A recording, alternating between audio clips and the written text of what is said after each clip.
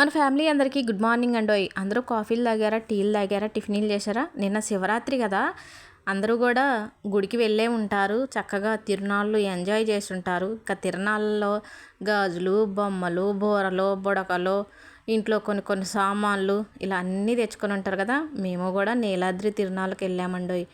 అసలు ఇసుకేస్తే రాలనంత జనం ఉన్నారు. ఫుల్ జనం అసలు, అమ్మో మామూలుగా లేరు. సరే, మేము కూడా వెళ్ళాము.